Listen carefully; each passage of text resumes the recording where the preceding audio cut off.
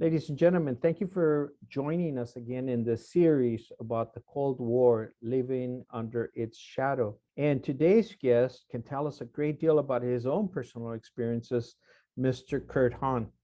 Curt Hahn is currently the CEO of S3 Productions, and he is a former teacher at the high school level. He is a former member of many corporations, Jet Propulsion Laboratory, Rockwell International, and many others that he can probably not mention as well.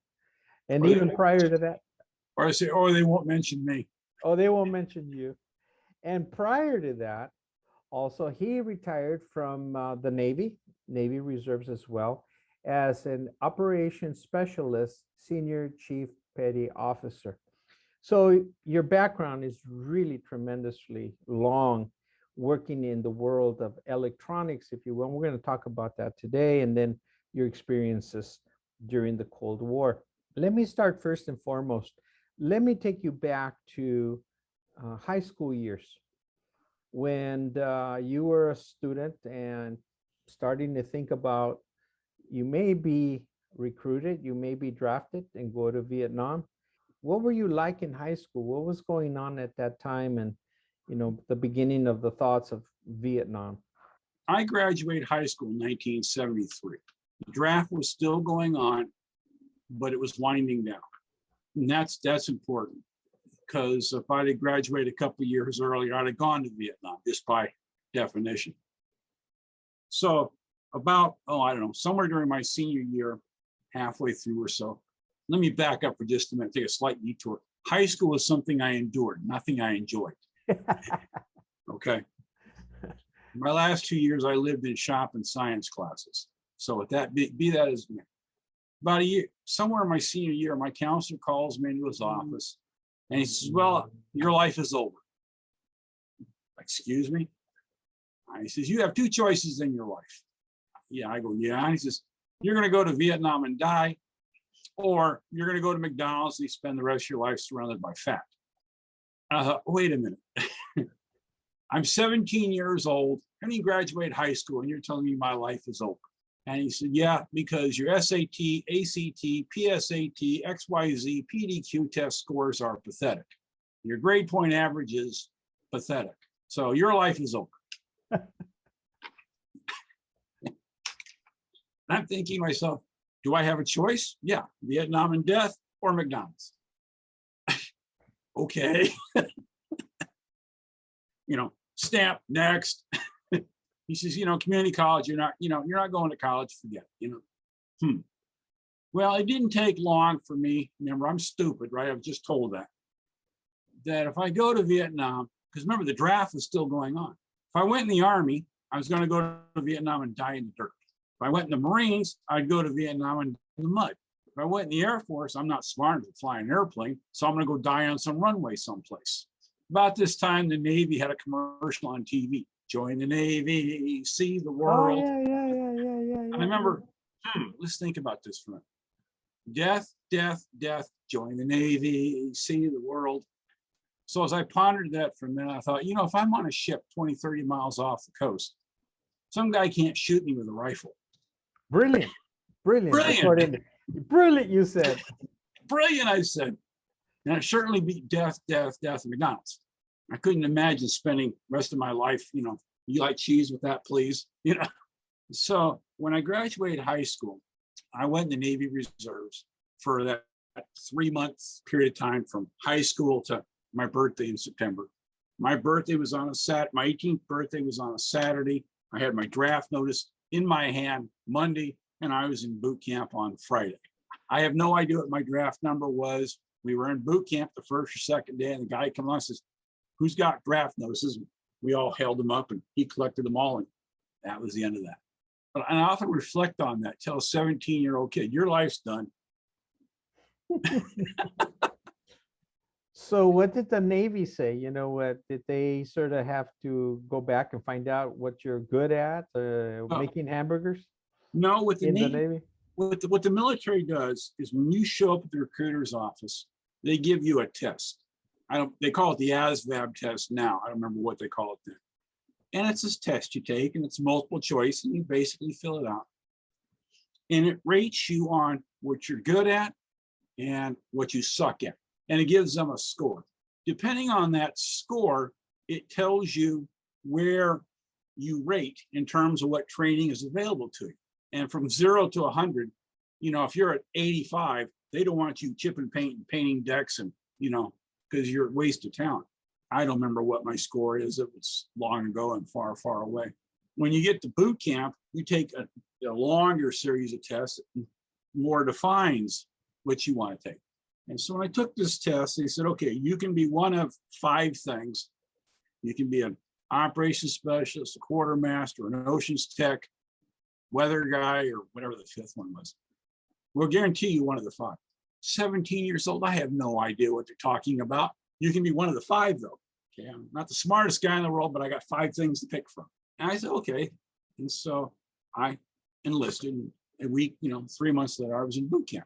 Boot camp, you take these long series of tests, and about a week later, they call you into the office. And the guy says, okay, you've decided that you want to be an OS. You want to be an operations specialist. I says, what's an OS? He said, that's what you've decided to do. I did. Yes, you did.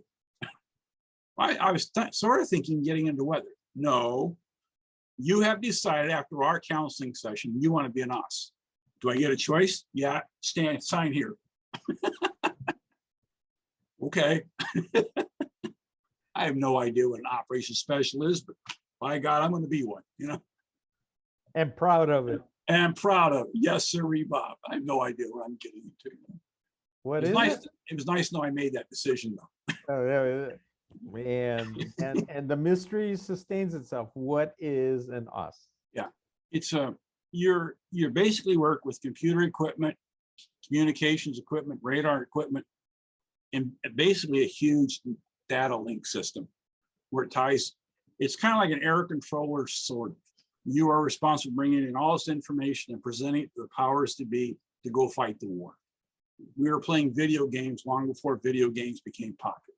You're responsible for a variety of things, and it's all using intelligence and tools and radar and radios. And think of like early internet combined with a video game. It's the best way I can describe it. Now, doesn't that sound sort of strange after your counselor mentioned that you weren't really shape up for anything, and now all of a sudden you're controlling information and databases from all angles and putting it all together and synthesizing a plan of action?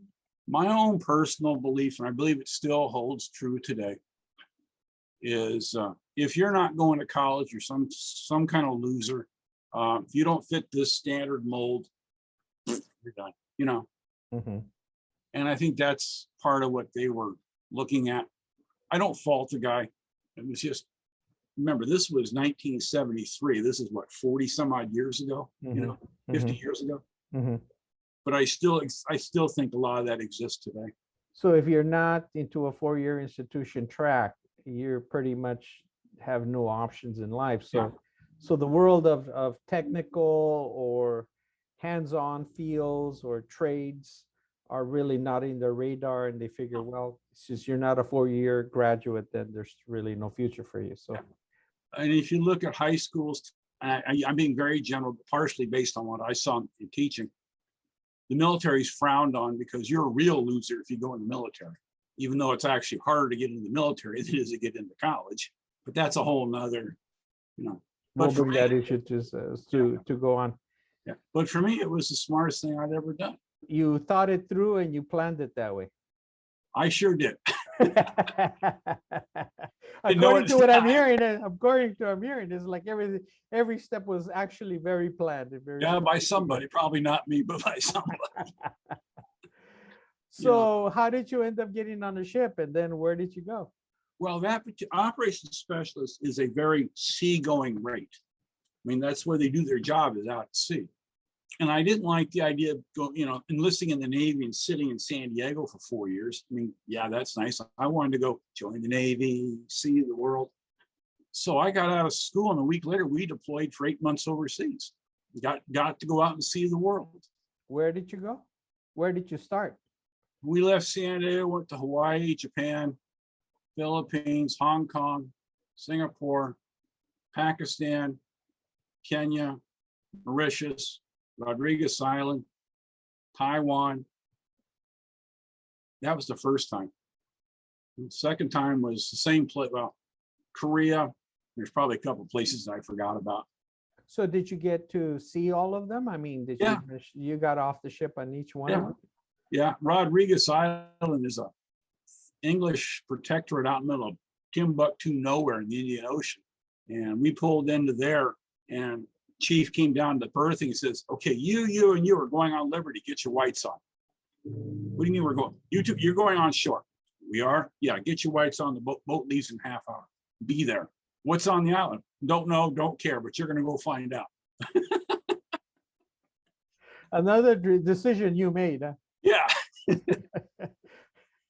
So here you are, you're carrying this torch going through this cave in dress whites, no less, right? And then getting yelled at because you got all this black junk on your whites because of the torch dripping, It's like, why are you yelling at me? Because you got all this black crap on your whites.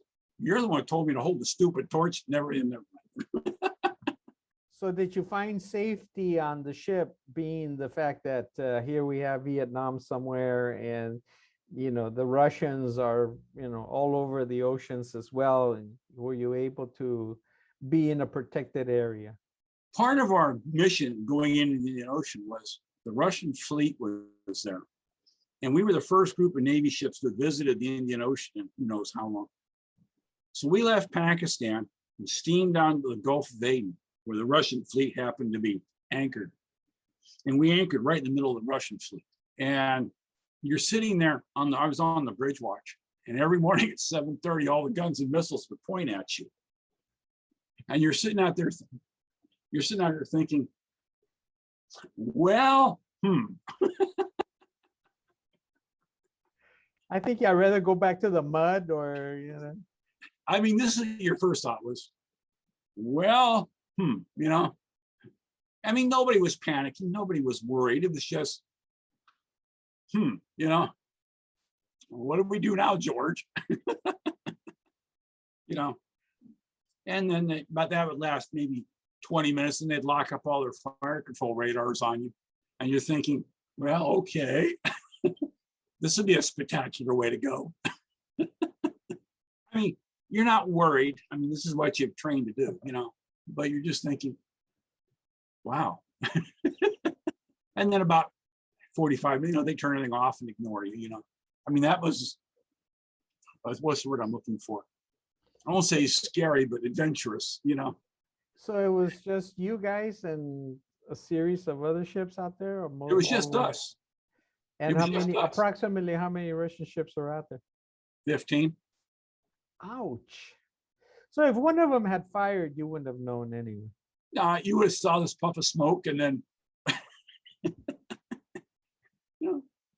Was that your only time that something like that happened, or?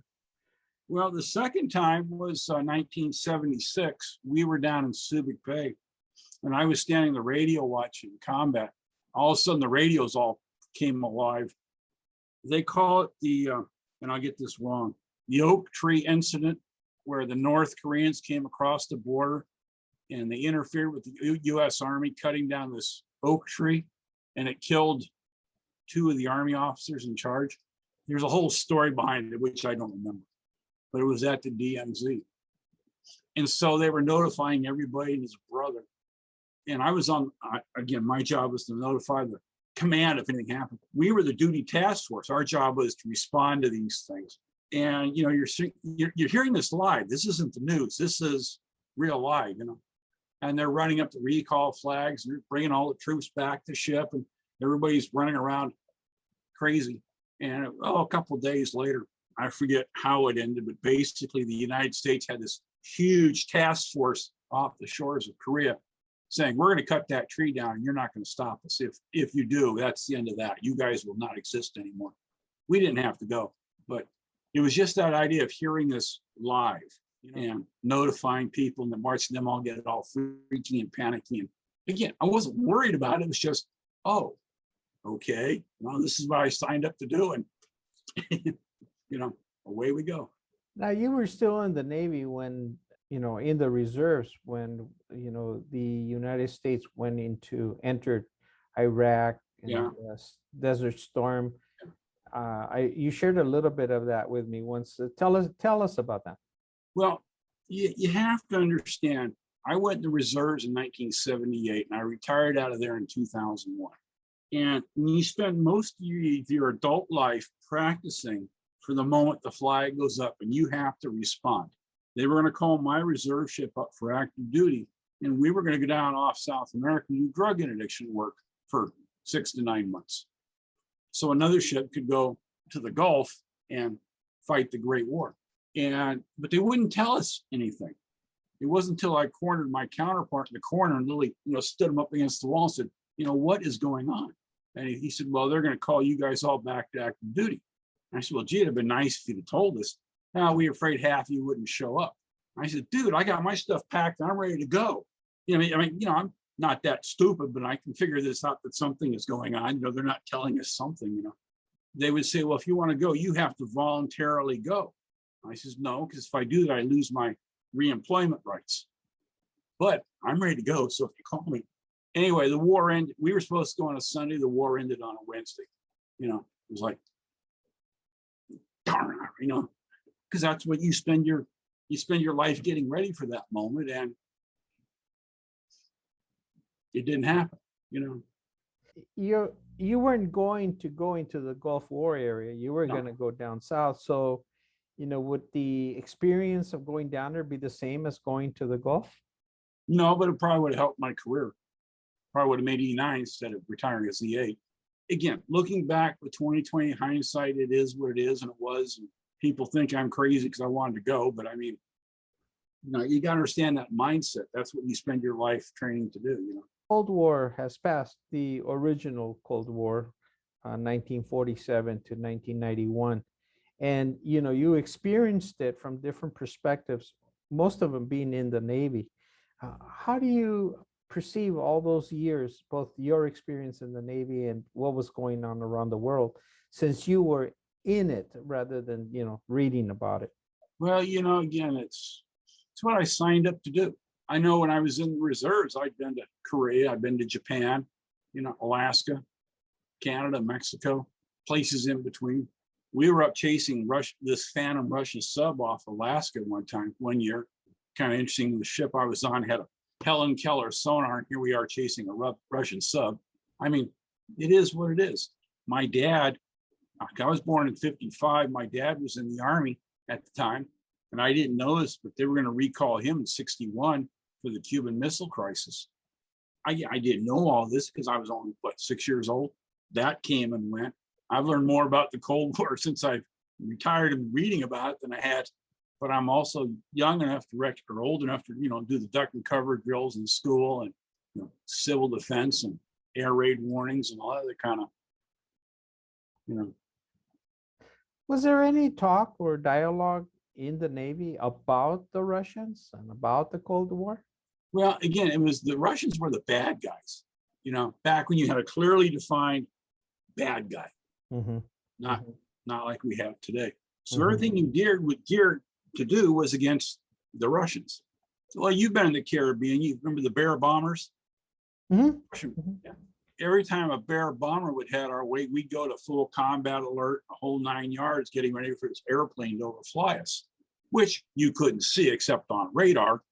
But by God, it's coming. So we got to go to battle stations, okay. Now, was there ever any talk about the comparison of the equipment of the U.S. Navy versus the Russian Navy? Well, the Russians, especially the way they built their warships, they filled their decks up with all these massive amounts of missiles and weaponry. And the Russian philosophy at the time was, we're going to hit you with this, we're going to smash you with a sledgehammer. So if our accuracy is off a little bit, nobody cares. We're going to launch so many missiles that we'll just take out a mile or two of square ocean. And you'll be in that spot someplace. Whereas with the US Navy, everything was internal, hidden away, put away, very careful targeting in the whole 9 yards. But the Russians was, we know you're in this circle, so we'll just blow up 2 miles of ocean and take you out that way. Or if we can't do it that way, we'll take 3 or 4 ships and we'll take out 8 square miles of ocean. We know you're in there someplace, right? None of this, we're going to launch one tactical missile. We'll just launch 40. Yeah, shoot down 30 of them. But everything we did was against the Russians. And the Navy had to relearn how to fight war when they started all the anti-terrorism, anti-piracy, anti-this, anti-that. Learn a whole new way to fight war. That was long after I left. But the military has always been very good at fighting the last war. What does that mean? Well, when I was in the 70s, we were still fighting Vietnam, a conventional war against the conventional enemy, via the Russians. Nobody ever thought about launching 100 small boats against one target like they would do nowadays, right? It was just a different mindset. Today's, what of all your experiences in the Navy, and you traveled a great deal, what would you say is your greatest lesson that you still keep today in your life? Taking what I've seen around the world and knowing there's a bigger world out there and other ways of doing things than to say this is the only way. I mean, you go to other countries and see what they have done. And again, I'm basing this on years ago, or what they're doing, thinking, yeah, there's more than one way to do something. To say this is the only way is kind of silly. There's an old saying that you can make the best laid plans for waging war, but the enemy has a vote in what you're doing. Nothing holds until the first shot's fired, then all your plans are going to go, because the bad guys aren't going to fight against the same rules you are. You can kind of take that same philosophy today and say, yeah, you can do all this stuff, but the bad guys aren't going to follow your rules. It's not a boxing match where both sides are same height, same weight, same reach. There's a referee in the middle, making sure everybody's following the rules. What you're basically saying is, everybody's got their own perspective, and it's whatever works out. It's like a football game. Tweet, illegal use of hand grenades, back 5 yards. But again, I don't ever regret going in the Navy, and I don't ever regret doing what I've done. But I've learned there are other ways to accomplish the same thing. It may not be the right way or the wrong way, but there's other ways. Well, like you say, I'm taking what I'm hearing from you. It may work over here, but now that you're over there, it won't work because of weather or because of the culture of the environment, whatever it might be. So now you got to try something new. You got to constantly be thinking out of the box. Yeah, it's like the poor guy sitting in a foxhole with a rifle, and some guy on a radio talking to some guy in Washington, D.C., and the guy in D.C. is telling the guy in the foxhole, shoot to the left. The guy's saying, well, I got 40 guys to the right. Yeah, but shoot to the left. Well, I got 3 bullets left. Well, you micromanage things, tell me what you want to do and get out of my way and let me go. Well, it's a thinking world. Yeah. During the Cold War, it was huge numbers on both sides. Now it's very strategic. Are they in the right place? Yeah. You have the right equipment, and it's a whole different ballgame now. And then again, you still have people very high up who sometimes make the wrong decisions. And the trouble is the guy at the bottom pays the price because, well, I've studied this. I am the expert, therefore I know best. Mm-hmm. Yeah, but you're not the poor schmuck slogging around in the mud out there trying to, Sounds like Vietnam. Yeah. They were giving policies out of, what to do or what not to do out of DC, but by the same token, it wasn't applying down there as they were in the middle of the deltas. It's like telling your special forces units, okay, we want you to be unconventional warfare units, but we want you to follow this conventional plan, because we know what's best. Again, I'm not bad mouthing anybody or anything. It's just. No, I pick it up as being the experiences of, having seen and having traveled and having seen different areas, how things evolve. I mean, they made you a petty chief officer, so you were able to see both sides, the people at the bottom and the people at the top, and trying to sort of translate in the middle. Yeah, well, that's what I did at my last command when I was Commander Naval Forces Korea. I was a senior enlisted guy in that unit. My job was to take care of the enlisted guys. And being in a unit that was extremely top heavy with officers, none of them cared about the enlisted guys because they were all worried about their careers. My job was to take care of the enlisted guys. Needless to say, that created a lot of friction, you know. Probably one of the reasons I didn't make E9, but that's neither here nor there, you know. Well, it's like we're getting past the Cold War, but when the Gulf War, I'm sorry, 2001, when we were going to go back to Iraq the second time, 9/11 hit in September.